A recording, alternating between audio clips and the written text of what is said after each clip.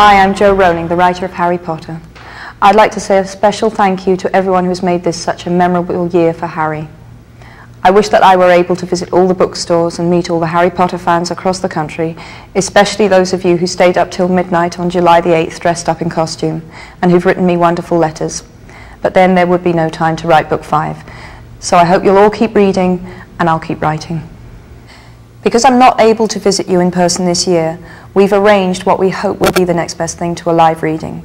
You're about to hear one of my favourite passages from Harry Potter and the Goblet of Fire.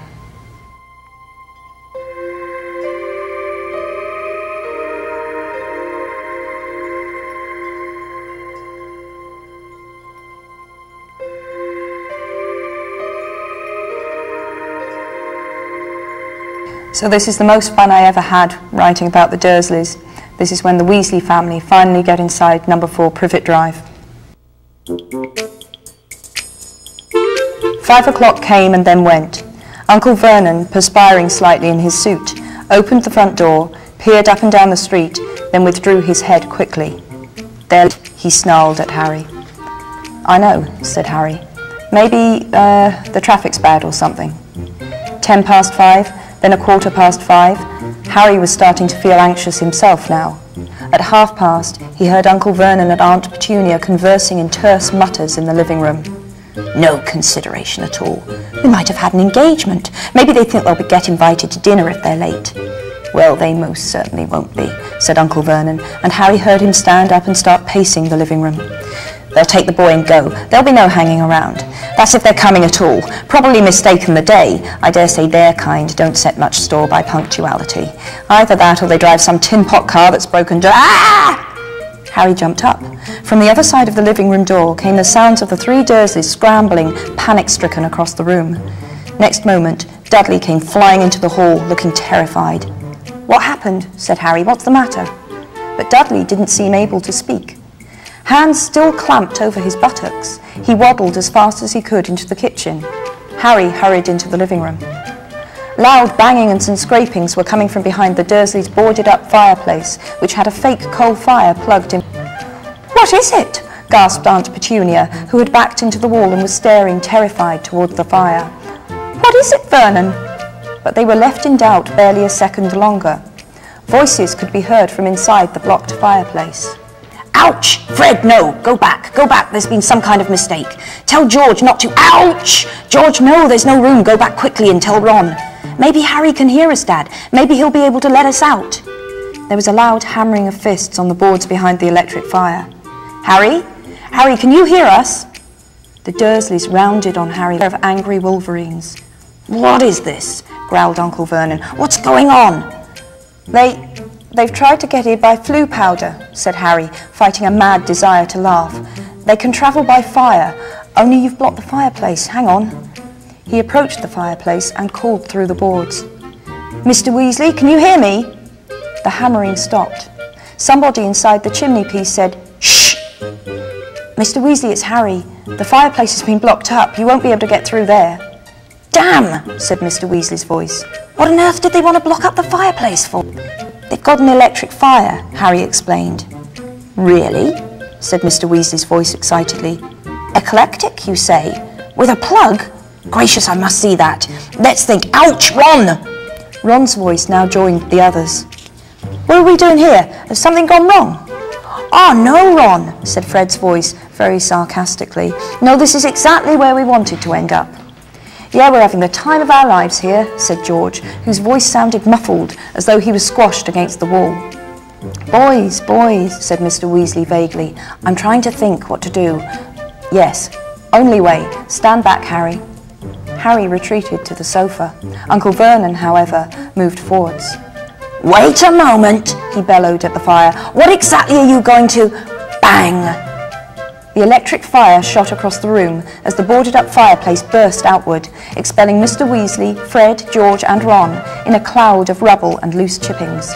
Aunt Petunia shrieked and fell backward over the coffee table. Uncle Vernon caught her before she hit the floor and gaped, speechless, all of whom had bright red hair, including Fred and George, who were identical to the last freckle.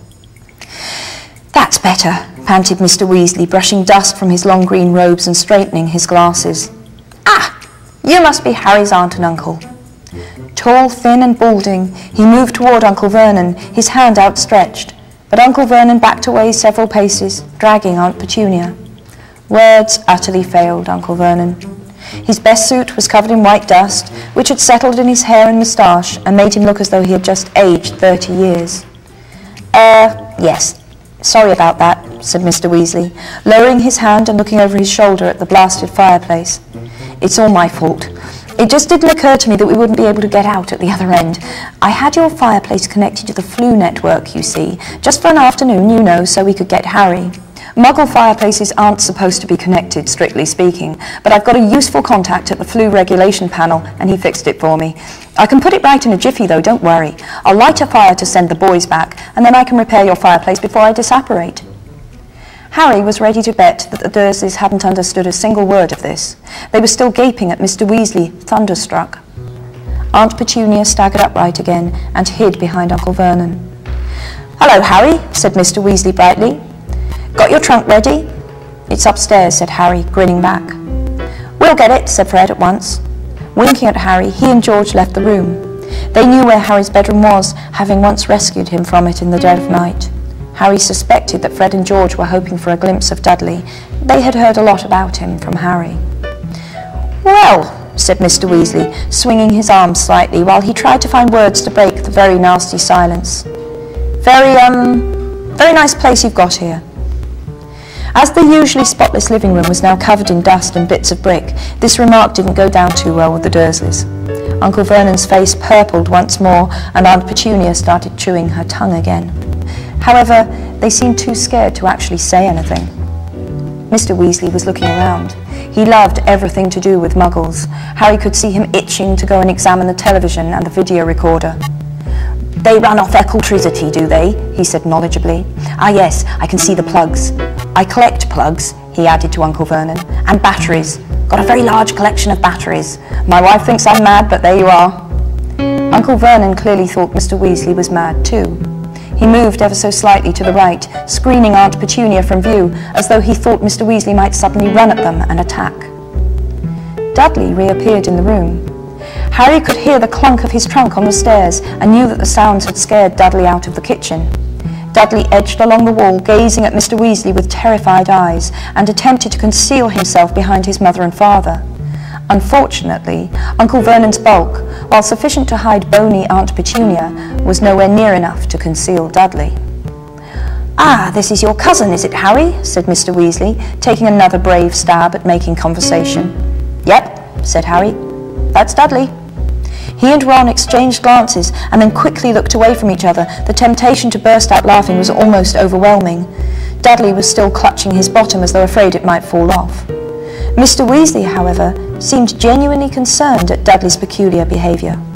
Indeed, from the tone of his voice when he next spoke, Harry was quite sure that Mr. Weasley thought Dudley was quite as mad as the Dursleys thought he was, except that Mr. Weasley felt sympathy rather than fear. "Having a good holiday, Dudley?" he asked kindly. Dudley whimpered. Harry saw his hands tighten still harder over his massive backside. Fred and George came back into the room carrying Harry's school trunk. They glanced around as they entered and spotted Dudley. Their faces cracked into identical evil grins. "Ah, right," said Mr. Weasley. "Better get cracking then." He pushed up the sleeves of his robes and took out his wand. Harry saw the Dursleys draw back against the wall as one. "Incendio," said Mr. Weasley, pointing his wand at the hole in the wall behind him. Flames rose at once in the fireplace, crackling merrily as though they had been burning for hours. Mr. Weasley took a small drawstring bag from his pocket, untied it, took a pinch of the powder inside, and threw it onto the flames, which turned emerald green and roared higher than ever. "Off you go then, Fred," said Mr. Weasley. "Coming," said Fred. "Oh no, hang on." A bag of sweets had spilled out of Fred's pocket, and the contents were now rolling in every direction, big, fat toffees in brightly coloured wrappers. Fred scrambled around, cramming them back into his pocket, then gave the Dursleys a cheery wave, stepped forward, and walked right into the fire, saying, "The burrow." Aunt Petunia gave a little shuddering gasp. There was a whooshing sound, and Fred vanished. "Right then, George," said Mr. Weasley. "You and the trunk." Harry helped George carry the trunk forward into the flames and turn it onto its end so he could hold it better. Then, with a second whoosh, George had cried, "The burrow!" and vanished too. "Ron, you next," said Mr. Weasley. "See you," said Ron brightly to the Dursleys. He grinned broadly at Harry, then stepped into the fire, shouted, "The burrow!" and disappeared. Now Harry and Mr. Weasley alone remained. "Well, bye then," Harry said to the Dursleys. They didn't say anything at all. Harry moved toward the fire, but just as he reached the edge of the hearth, Mr. Weasley put out a hand and held him back. He was looking at the Dursleys in amazement. "Harry said goodbye to you," he said. "Didn't you hear him?" "It doesn't matter," Harry muttered to Mr. Weasley. "Honestly, I don't care." Mr. Weasley did not remove his hand from Harry's shoulder. "You aren't going to see your nephew till next summer," he said to Uncle Vernon in mild indignation. "Surely you're going to say goodbye." Uncle Vernon's face worked furiously. The idea of being taught consideration by a man who had just blasted away half his living room wall seemed to be causing him intense suffering. But Mr. Weasley's wand was still in his hand, and Uncle Vernon's tiny eyes darted to it once before he said, very resentfully, "Then, see you," said Harry, putting one foot forward into the green flames, which felt pleasantly like warm breath. At that moment, however, a horrible gagging sound erupted behind him, and Aunt Petunia started to scream. Harry wheeled around. Dudley was no longer standing behind his parents. He was kneeling beside the coffee table, and he was gagging and sputtering on a foot-long purple slimy thing that was protruding from his mouth. One bewildered second later, Harry realized that the foot-long thing was Dudley's tongue, and that a brightly coloured toffee wrapper lay on the floor beside him. Aunt Petunia hurled herself onto the ground beside Dudley, seized the end of his swollen tongue, and attempted to wrench it out of his mouth. Unsurprisingly, Dudley yelled and spluttered worse than ever, trying to fight her off. Uncle Vernon was bellowing and waving his arms around, and Mr. Weasley had to shout to make himself heard. "Not to worry, I can sort him out," he yelled, advancing on Dudley with his wand outstretched. But Aunt Petunia screamed worse than ever and threw herself on top of Dudley, shielding him from Mr. Weasley. "No, really," said Mr. Weasley desperately. "It's a simple process. It was the toffee. My son Fred, real practical joker, but it's only an engorgement charm. At least I think it is. Please, I can correct it." But far from being reassured, the Dursleys became more panic-stricken. Aunt Petunia was sobbing hysterically, tugging Dudley's tongue as though determined to rip it out. Dudley appeared to be suffocating under the command of his tongue, and Uncle Vernon, who had lost control completely, seized a china figure from on top of the sideboard and threw it very hard at Mr. Weasley, who ducked, causing the ornament to shatter in the blasted fireplace. "Now, really," said Mr. Weasley angrily, brandishing his wand, "I'm trying to help." Bellowing like a wounded hippo, Uncle Vernon snatched up another ornament. "Harry, go! Just go!" Mr. Weasley shouted, his wand on Uncle Vernon. "I'll sort this out!" Harry didn't want to miss the fun, but Uncle Vernon's second ornament narrowly missed his left ear, and on balance he thought it best to leave the situation to Mr. Weasley. He stepped into the fire, looking over his shoulder as he said, "The burrow!"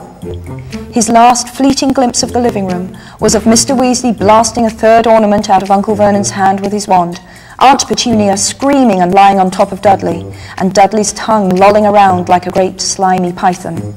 But next moment, Harry had begun to spin very fast, and the Dursleys' living room was whipped out of sight in a rush of emerald green flames.